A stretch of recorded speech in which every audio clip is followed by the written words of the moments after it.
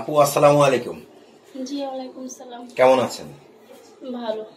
তো আপনি বসতে পারেন?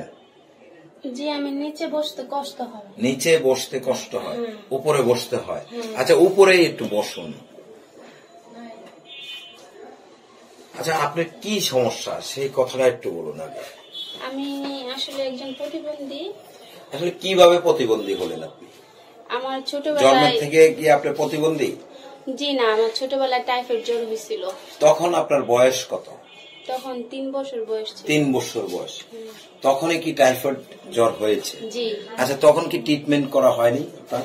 ট্রিটমেন্ট করতে বলতে তেমন ট্রিটমেন্ট করে নেই, এজন্য আজকে আমি এরকম হয়ে গেছি। আচ্ছা তেমন ভাবে ট্রিটমেন্ট হয়নি। আসলে আপনার কি কি ক্ষতি হয়েছে এই টাইফয়েড জ্বরে? আপনার কি ধরনের ক্ষতিগুলো হয়েছে? আমার পুরা মাজাটাই শক্তি নাই, তারপরে যে হাতটা, হাতে কি হয়েছে? এই হাতে বল পাই না, এই যে মানে এই হাত কি সবসময় এভাবে রাখতে হয়? হ্যাঁ এভাবেই থাকে। একটু আর এই যে মানে পা। একা একা এই হাতটা আপনি লাড়াচাড়া করতে পারেন? না একা লাড়াচাড়া করতে পারি না, ধরে তুলতে হয়। ধরে তুলতে হয়। হ্যাঁ। আচ্ছা আর কি ধরনের সমস্যাগুলো হয়েছে? আর এই যে পায়ে শক্তি নাই, এই পাও শক্তি করতে পারি না। আচ্ছা হাঁটতে পা পারি না। তো এটা বাঁকা দেখছি, জি আসলে কি বাঁকা এভাবে না বাঁকা করে রেখেছেন? না বাঁকা করে রাখি নেই। আচ্ছা। দেখেন এই পাওটা আর এই পাওটা দেখেন। দর্শক আপনারা দেখতে পাচ্ছেন এই বোনটি আসলেই প্রতিবন্ধী। ছোটবেলায় টাইফয়েড জ্বর হয়ে চিকিৎসার অভাবে আজ সে এক সাইড অবশ হয়ে গেছে। আর কি সমস্যা বললেন? কোমরের সমস্যা। জি। তো কোমরে আসলে কি ধরনের সমস্যাটা হয়েছে আপনার? মানে আমি যেমন উঁচু নিচু পাড়া দিলে পড়া যাই, আচ্ছা। মানে শক্তি করতে পারি না। হুম। আবার একটু চুট খাইলে পড়া যায়। আচ্ছা। আবার নিচে বসলে উঠতে পারি না। আচ্ছা তো এই যে ছোটবেলা থেকে আপনার এই যে কষ্টের কথাগুলো একটু বলুন না, যে আপনার টাইফয়েড জ্বর হওয়ার পরে যে কিভাবে চলাফেরা করলেন, কিভাবে আপনি এক পা দো পা করে একটি সন্তানের মাও হয়ে গেলেন, আসলে কিভাবে সম্ভব সেই কথাগুলো একটু বলুন। আমি তো আগে জাগাতেই বসা ছিলাম। আচ্ছা। যখন 3 বছর কালে আমার এই রোগটা হয়েছে, তখন মনে করেন অনেক বছর পর্যন্ত আমি জাগাত হাগামোতা করতাম, শেষরায় হাঁটতাম। তো আমার মা, তখন আমার আব্বু মারা যায়। তো আপনার বয়স তখন কত আপনার বাবা যখন মারা যায়? আমার আম্মু বলছিল আমার আব্বু যখন মারা যায় তখন আমার 1 বছর বয়স। 1 বছর বয়স। তার মানে আপনার মানে বাবাও ছিল না, এই কারণেই চিকিৎসাটা হয়নি। আচ্ছা হ্যাঁ বলুন আপনার দুঃখের কথাগুলোই বলুন। তখন আমি জাগাতি বসা ছিলাম, জাগাতেই হাগামুতা করতাম। তো আমার আম্মু অনেক কবিরাজি, অনেক এই মনে করেন পিরাউলিয়া এগুলার মাজারে নিয়ে মান্তি কইরা, তারপরে অনেক ট্রিটমেন্ট, মানে যেতটুক পারছে অতটুক করায়। তারপরে ওই যে মাটির গাথা আছে না, গাথা করায়, গাথার ভিতরে দাঁড়া করাইছে, দাঁড়া করায় হাত দিয়ে ধরায় ভারী দিছে, তারপর আমি একটু একটু করে হাঁটছি। তো এই হাঁটা চলা করতে করতে এখন একটু একটু হাঁটতে পারি। আচ্ছা এই যে হাঁটা চলাটা আপনাকে কি আপনার মা ধরে ধরে হাঁটা চলা করেছে? জি জি আমার মা শিখেছে। আচ্ছা তো এরপর লেখাপড়া করেছেন আপনি? জি না আমি লেখাপড়া করি না। লেখাপড়া করার সুযোগ হয়নি? জি না। আচ্ছা তো আপনার এই যে ছোটবেলা থেকে কষ্টে কষ্টের জীবন গেল, আপনার ভাই বোন কয়জন? আমরা 3 বোন, ভাই নাই। 3 বোন ভাই নেই। আপনি কি সবার বড়? আমি সবার ছোট। সবার ছোট। আপনার বর্তমান বয়স কত? আমার বর্তমান 32। 32 রানিং। আচ্ছা তো আপনার তো মানে প্রতিবন্ধী, যেটা মানে আমরাও দেখছি এবং আমাদের দর্শকও দেখেছে। তো আসলে আপনার বিয়েটা কিভাবে হলো, কিভাবে পছন্দ হলো, কিভাবে আপনার বিয়ের বিষয়টা একটু বলবেন? আসলে আমি তো কখনো ভাবতাম না যে আমার বিয়ে হবে, কারণ এই অবস্থা দেখে কেউ নেবে কিনা সন্দেহ করতাম। আচ্ছা। তারপর আবার মনে মনে ভাবতাম যে শুনি মুরব্বীরা বলে যে এই দুনিয়াত কারোর কেউ আল্লাহ জোর ছাড়া পাঠায় নাই, তো ভাবতাম হয়তো কারোর ভাগ্যে আমি আছি। তো ওই যে আমার এই মেয়ের বাবা আমাকে পছন্দ করে বিয়ে করছে। পছন্দ করে বলতে একটু ভালোভাবে বুঝিয়ে বলুন। মানে সে আমাকে নিজেই পছন্দ করছিল। তো তার মানে কিভাবে চোখে পড়লো তার আপনাকে? আমরা এক জায়গায় ভাড়া ছিলাম। কোথায় ছিলেন ভাড়া? পশ্চিম নাখালপাড়া ছিলাম। আচ্ছা হ্যাঁ বলুন। তো ওইখান থেকে ও আমাকে দেখা পছন্দ করে, তারপরে আমাদের ভিতরে অ্যাডজাস্ট হয়ে যায়। মানে পছন্দ করে বলতে কি আপনাকে, মানে আপনারা কি প্রেম করেছেন নাকি? জি। তো একটু ভালোভাবে বলুন না, দর্শক একটু শুনো আপনার এই যে শারীরিক সমস্যা এবং কি আপনার প্রতিবন্ধী ছোটবেলার থেকেই, তো আপনার এই প্রতিবন্ধী অবস্থায় আপনাকে একটা ছেলে পছন্দ করা মানে প্রেম করা মানে বিশাল একটা বিষয়। তো সেই বিষয়টা যদি এড়িয়ে যান তাহলে একটু খারাপ দেখা যায় না? একটু ভালোভাবে বলুন। সে নিজ থেকেই পছন্দ করছে, আমাকে বলছে, অন্যের মাধ্যমে দিয়ে বলছে, তারপরে আমিও সাড়া দিছি, কিন্তু তার ফ্যামিলি আমার তেমন একটা পছন্দ করতো না। আচ্ছা, যখন আপনাকে প্রেমের অফার দেয় তখন আপনার বয়সটা কত? তখন আমার 15 বছর। 15 বছর। তার মানে মাত্র প্রেমের বিষয়গুলো শুনছেন মানুষের কাছ থেকে, করা শিখেন নেই। আচ্ছা, তো আসলে প্রেমের অফারটা যখন আপনাকে অন্যকে দিয়ে দিয়েছে না সরাসরি সে দিয়েছে? না, আমার একটা ভাগ্নি ছিল আমার সাথে, তারই দিয়ে দিছে। তাকে দিয়ে দিয়েছে। আচ্ছা, তখন আপনি কি বলেছেন একটু বলুন না গল্প আকারে। আমি তো প্রথমতেই মানে চিনি না জানি না, হঠাৎ করে হ্যাঁ বলে দেবো। আর তাছাড়া এখন যতটুকু বুঝি ততটুকু বুঝতাম না তখন। আচ্ছা, তো পরে আমি কিছু বলি নাই, পরে অনেকদিন পিছনে ঘুরতে ঘুরতে তারপরে আমার ভাগ্নিরা আবার একদিন খবর দিয়ে নিয়ে বললো যে সত্যি সত্যি আপনার খালামণির আমার খুব ভালো লাগছে। আচ্ছা আচ্ছা। এখন আপনি খালামণি তো কিছুই বললো না, আপনি তো কিছু বললেন না। তারপরে আমি বললাম যে ঠিক আছে। আসলে আপনি তো দেখতে বেশ অনেক সুন্দর মানুষ, আল্লাহর মাশাআল্লাহ, আল্লাহ রূপে গুণে দিয়েছে, কিন্তু আসলে প্রতিবন্ধী করে দিয়েছে। আসলে আল্লাহ তাআলা সবাইকে সবকিছু দেয় না, হয়তো রূপের দিক দিয়ে দিয়েছে, চেহারার দিক দিয়ে দিয়েছে, কিন্তু শরীরের দিক দিয়ে প্রতিবন্ধী করে দিয়েছে। তো এটাও আপনার ভাগ্যে ছিল। তো তারপর কি হয়েছে বলুন। তারপর আর কি অনেক 2 বছর আমাদের সম্পর্ক হয়, 2-3 বছর। তারপর আমাদের বিয়ে হয়। আচ্ছা, বিয়েটা কিভাবে হয়? আপনার মা বাবা, আপনার তো বাবা মারা গেছে, মা কি জানতো না নিজেরা বিয়ে করেছে? জানতো বলতে প্রথম আমার স্বামীর ফ্যামিলি দেখতে আসছিল। আচ্ছা, আয়সা পরে বলছে, তো ওনারা বলছে ঠিক আছে আমার ছেলে যেমন পছন্দ করছে, এখন তো আমাদের কিছু না, তবে আমার আপনার মেয়ের তো একটু খুদ আছে, তো আমার ছেলে কি কার খালি হাতে দিবেন, তা আমরা এত কিছু চাই না, শুধু 20,000 টাকা দিলেই হবে। আচ্ছা, তো আপনি প্রেম করেছেন কতদিন? এই 2-3 বছর। 2-3 বছর।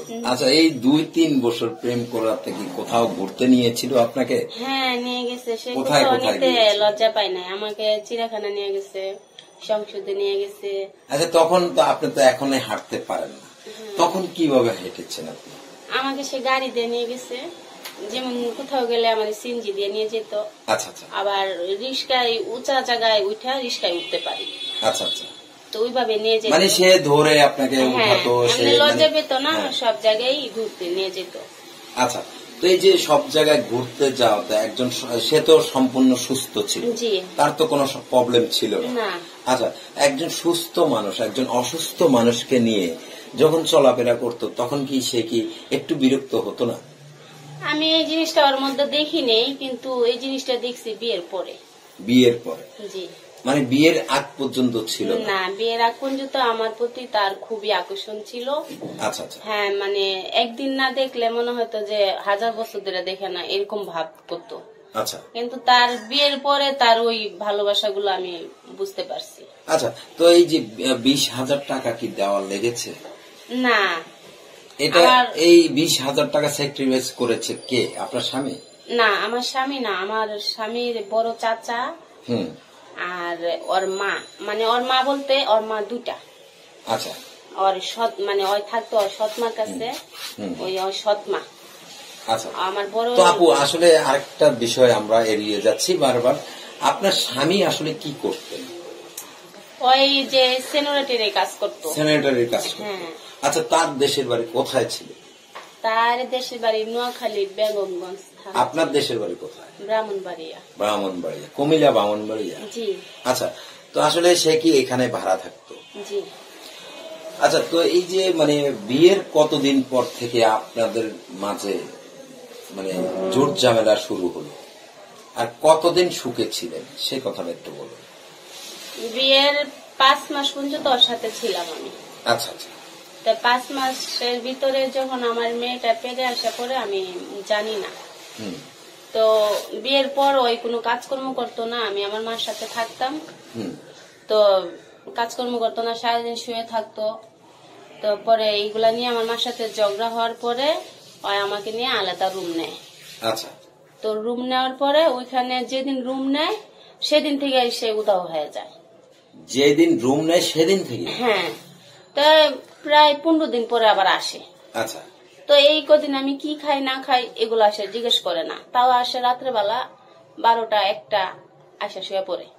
তারপরে আবার সকালবেলা ওইটা চলে যায়, আবার 1 সপ্তাহ 15 দিন পরে আসে। আসলে এই বিষয়টা কেন হলো আপনার জীবনে? এত ভালোবাসার মাঝেও মানে বিয়ের 5 মাস পরের থেকে এই ধরনের ঝামেলাটা কি কারণে? মানে আপনার কাছ থেকে কোনো কিছুর অভাব পেত না আপনার আচার ব্যবহার খারাপ করেছেন, কোনটা?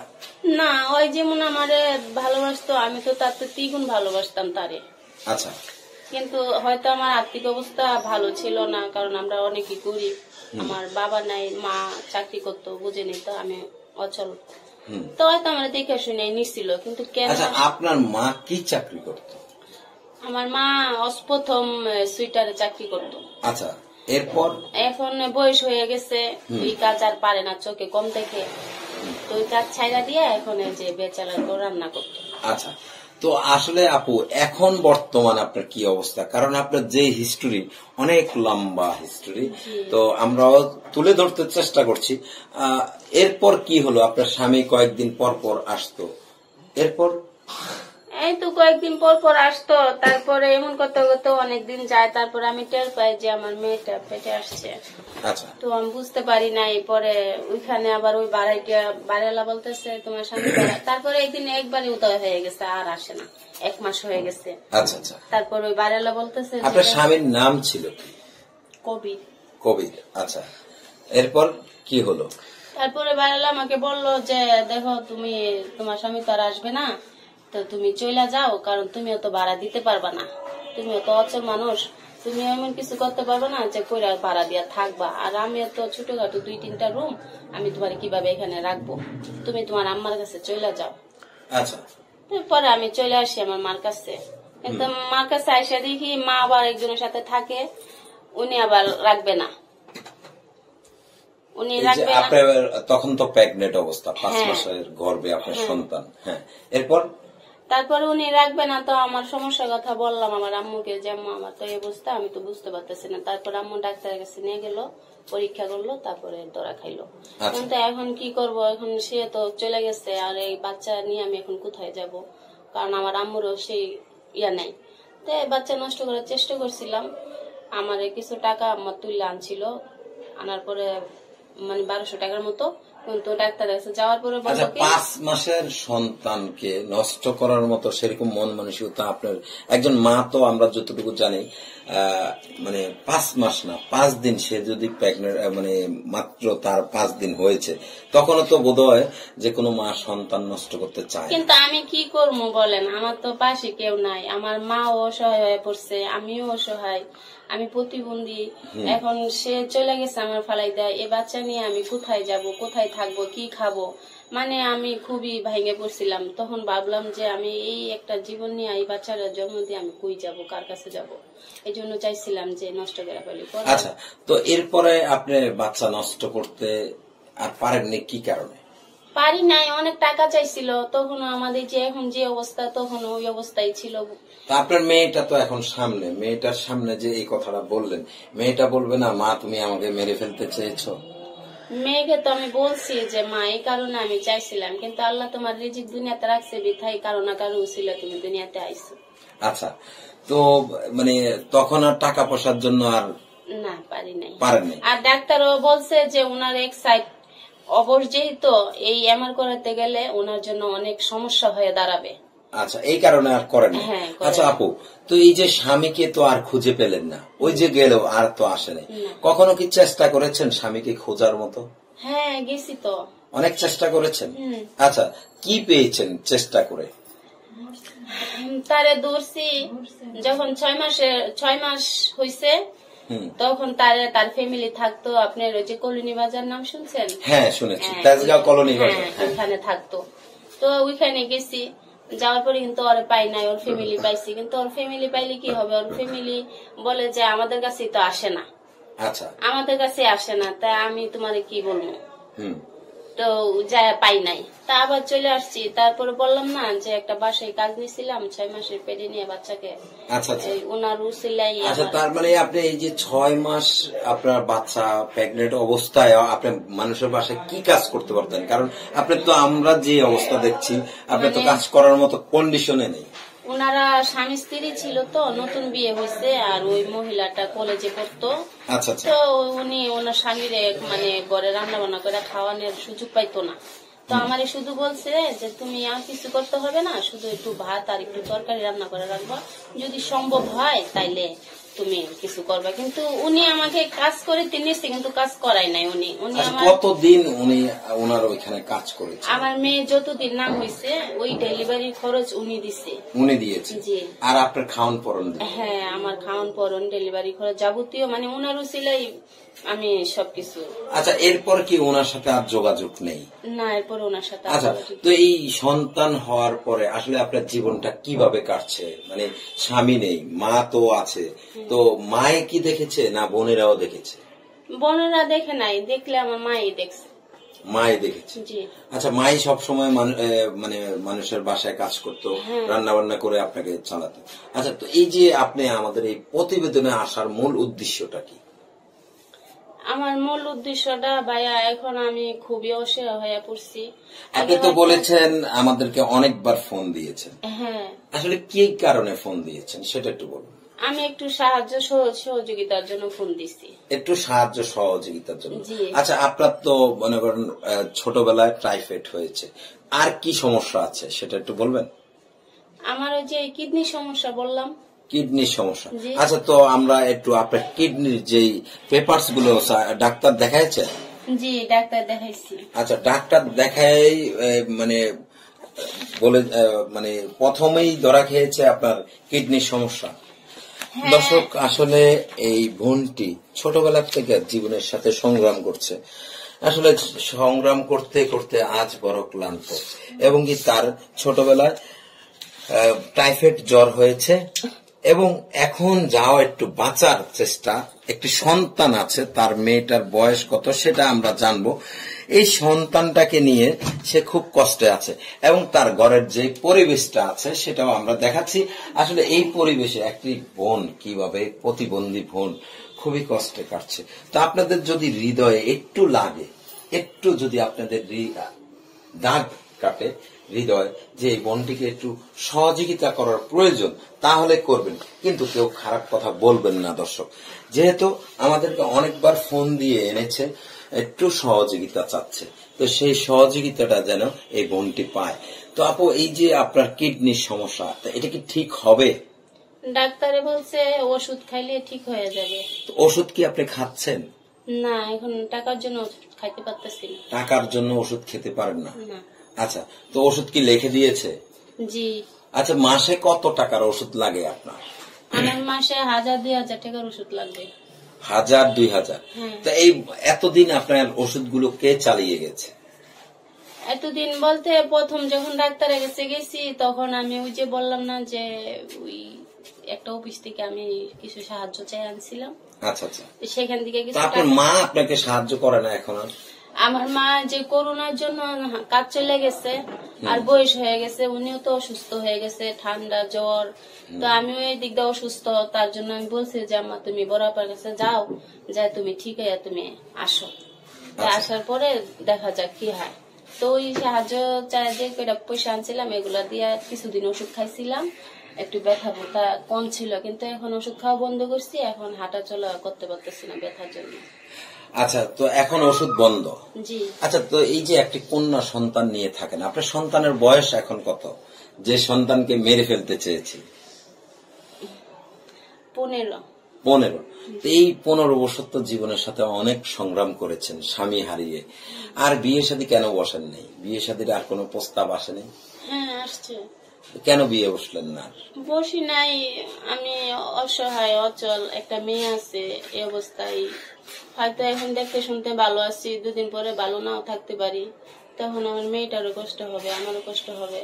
আবার মেয়েটার মনে কষ্ট নেবে, যখন দূর দূর চেষ্টা করবে, তখন বলবে যে মা আমি একটা মেয়ে হয়তো আমার দিকে তাকে জীবনটা শেষ করতে পারতো, এই ধরনের কোনো কিছু মেয়েদের মনে আসবে, এই জন্য আর বিয়ে বসি নাই। আচ্ছা, মানে মেয়ের কথা চিন্তা করে আর বিয়ে বসেন না, কিন্তু এই মেয়েকে তো মেরে ফেলতে চেয়েছেন। এখন কি এই মেয়ে আপনার কোনো কাজে লাগে? হ্যাঁ, এখন তো আপনার সঙ্গী হচ্ছে এই মেয়ে, আপনার হাতের খুঁটি হচ্ছে এই মেয়ে। তাহলে কি তখন ভুল করতে গিয়েছিলেন না? ভুল করতে গিয়েছিলাম, ভাবছিলাম যে হয়তো মেয়েটার, আমার যেহেতু কোনো দিক বিগ নেই, মেয়েটার তো কোনো দিক বিগ থাকবে না, এই জন্য চাইছিলাম। আচ্ছা, তো এই মেয়েকে কি লেখাপড়া করান? জি। আচ্ছা, লেখাপড়ার খরচটা কে চালায়? সেটা আমিই চালাইতাম। তার মানে এখন কি সবই বন্ধ আপনার? হ্যাঁ, এখন আমি অসুস্থ হয়ে পড়াতে আমি, মানে মেয়ের লেখাপড়াও বন্ধ, হ্যাঁ, আপনার ওষুধও বন্ধ, ঘরে খাবার জুটে না। কি খেয়েছেন আজকে? আসলে আমি আজকে সারাদিন কিছুই খাই নাই, সকালে মুড়ি খাইছিলাম। সারাদিন কিছু খান নাই তো? আপনি তো অসুস্থ, আরো তো অসুস্থ হয়ে যাবেন। অসুস্থ হয়ে যাব, কিন্তু আসলে আমি ওই ডাউল খাওয়া নিষেধ, ডাক্তার নিষেধ করছে। ডাউল, দুধ, চিংড়ি মাছ এগুলা খাওয়া নিষেধ করছে। আবার আলুও খাইতে পারি না, পেটে গ্যাসে খুব ব্যথা করে, এই জন্য খাইতে পারি না। আচ্ছা, তো এই জন্য আজকে আমি বাতি খাই নাই, ওই সকালে। তাহলে কি এই রাতেও খাবার হবে না আপনার? এখন রাত্রে তো কিছু একটা খাইতেই হবে, রাত্রে কিছু একটা খেতে হবে। দর্শক, আপনারা শুনছেন, আসলে আপনারা, আমরা বাংলাদেশের বিভিন্ন জেলায় গিয়ে অসহায় দরিদ্র মানুষ তুলে ধরি, কিন্তু এই যে একজন অসহায়, আসলে তার মানে অসহায়তার শেষ নাই, সে অনেক অসহায়। তা আপনাদের যদি একটু মনে লাগে তার জীবনের কথাগুলো, কষ্টগুলো যদি আপনাদের হৃদয়ে একটু দাগ কাটে, তাহলে একটু সহযোগিতা করবেন। এই বোনটিকে কেউ খারাপ কথা বলবেন না। তো আসলে আপনি যে সহযোগিতার জন্য এসেছেন, মেয়ের লেখাপড়া বন্ধ, মা দেখে না, বাসা ভাড়া কি ঠিক মতো দিতে পারেন? এই মাসের ভাড়া আটকাই গেছে। কয় মাসের ভাড়া আটকানো? ওই মাসের 2 মাসের ভাড়া আটকাইছে। 2 মাসের? এতদিন কে দিয়ে গেছে আপনার ভাড়াটা? আমার মা। আপনার মা? জি। আচ্ছা, এখন মাও দিতে পারে না। আচ্ছা, আপনার বোনরা কি আপনাকে সহযোগিতা করে না? না, আমার বড় বোন বলতে ওরা একটু আর্থিক অবস্থা দুর্বল, আবার আমার মেজু বোনের স্বামীও সে প্রাইভেট কার চালা, তারাও বেশি একটা সচল না, এই জন্য ওনাদের সাহায্য আমি পাই না। আচ্ছা, তো আপনি ইউটিউবে আসছেন একটু সহযোগিতার জন্য, জি। তো আপনাকে সহযোগিতা করার মতো কোনো ব্যবস্থা আছে? আপনার সাথে যোগাযোগ করার কোনো ব্যবস্থা আছে? জি, আমার নাম্বার আছে, আমি আপনাদেরকে নাম্বারটা কালকে দেব। আজকে কি সমস্যা সেটা একটু বলবেন? আসলে আজকে সমস্যা নাম্বার মুখস্থ নেই, মুখস্থ নেই। আমরা বলে দেই না, আজকে দিতে সমস্যা কোনটা? নাম্বারটা কি বিকাশ করা আছে আপনার? না, বিকাশ করা নাই। ও, এই কারণে বিকাশ করে তারপর আপনি দেব। দর্শক, আসলে এই বোনটির ফোন নাম্বারটি বিকাশ করা নেই। যারা মানে ওনার ফোন নাম্বারটি পেতে চান, আমাদের স্ক্রিনে দেওয়া থাকবে ওনার ফোন নাম্বারটি। আপনারা যারা তাকে সাহায্য করতে চান, 1 টাকা 2 টাকা করে করবেন, বেশি করার দরকার না। 1 টাকা 2 টাকা করেও যদি করেন, সে অনেক টাকা সাহায্য পাবে, সে যেন চিকিৎসা করাতে পারে। আসলে ওষুধ খেলে যে আপনি সুস্থ হবেন এটা বলেছে তো ডাক্তার? জি, ডাক্তার বলছে। আচ্ছা, জীবন কি আর সাজাতে ইচ্ছে করে? জি না। মানে বিয়ে শাদী আর বসতে না। আসলে 5 মাস জীবনের, মানে এই আপনার 31 বছর বয়সে 15 বছর বয়স যখন, তখন বিয়ে হয়েছে, 5 মাস সংসার করেছেন। এই সংসারের কতটুকু মানে মায়া, দরদ, স্বামীর আদর, ভালোবাসা পেয়েছেন, সেই কথাটা একটু বলবেন? আসলে সে তো আমার কাছেই ছিল না বেশি একটা, আমি কিভাবে বুঝবো? তার মানে এখনো আজও আপনি স্বামীর ভালোবাসা কাকে বলে সেটা বলতে পারবেন না? সে তো তার প্রয়োজনে আসতো, আবার চলে যেত। আচ্ছা আচ্ছা, আসলে দর্শক যারা দেখছেন, এই বোনটি খুবই অসহায়। তার সুন্দর রূপের পূজারী হয়ে তার স্বামী এসেছে, ফুলের মধু শেষ, স্বামীও চলে গেছে। তা আসলে আমাদের সমাজে যারা আছেন, এখনো একটা অসহায় মেয়েকে দেখে তার দুর্বলতার সুযোগ নেবেন না। তার দুর্বলতার সুযোগ নিয়ে আজ দেখতেই পারছেন একজন বোন তার দুর্বলতার সুযোগ নিয়েছে, নিয়ে পালিয়ে গেল তার স্বামী। আজ বড় কষ্টে আছে। তো আপনাদের যদি তাকে একটু দেখে মায়া লাগে, মমতা হয়, তাহলে একটু সহযোগিতা করবেন। আমরা কোনো ভিডিওতে এতবার সহযোগিতার কথা বলি না, নিজ থেকে তারাই বলে। তো আমরা এই বোনটির অবস্থা খুব শোচনীয় দেখেই বলেছি। তো আপু, এই যে আপনি ফোন নাম্বারটা দিলে, হয়তো অনেক প্রবাসী ভাই, দেশের ভাই আপনার জীবন সঙ্গী হয়ে আসতে চাইতে পারে, আপনাকে বিয়ে করতে চাইতে পারে, আপনার মেয়ের দায়িত্ব নিতে চাইতে পারে। তো সেই ক্ষেত্রে কি আপনি আসলে কি গ্রহণ করবেন এই ধরনের? না, আমি বিয়েতে বসবো না। বিয়েটি বসবেন না? আচ্ছা, কেউ যদি আপনাকে সাহায্য করে তাহলে বোন হিসাবে সাহায্য করে, আমি ওইটা গ্রহণ। আচ্ছা, তো ঠিক আছে আপু, আপনি ভালো থাকবেন। দর্শক, আপনারা যারা এই বোনটিকে দেখেছেন, পারলে একটু সাহায্য করবেন, একটু সহযোগিতা করবেন। তার ঘরের পরিবেশ কিন্তু আমরা একবার দেখাইছি, আবারও দেখাই দিচ্ছি। আসলে তার ঘরে কিছুই নেই, ঢাকা শহরে ছোট্ট একটি রুম, মানে যে রুমের অবস্থা খুবই খারাপ, আপনারা দেখতে পাচ্ছেন। তো আসলে আপনারা যদি তার মুখের দিকে তাকিয়ে তাকে একটু সহযোগিতা করেন, তাহলে আমাদের এই ভিডিওটা করে সার্থক হবে। আর যদি এই বোনটি সাহায্য না পায়, সহযোগিতা না পায়, তাহলে আমাদের কোনো সার্থক হবে না। আমরাই খুব কষ্ট করে এই ভিডিওগুলো করি, তা আপনারা একটু তাদেরকে সাহায্য করেন বিদায়। তা আপনারা সকলেই ভালো থাকবেন, সুস্থ থাকবেন। আল্লাহ হাফেজ।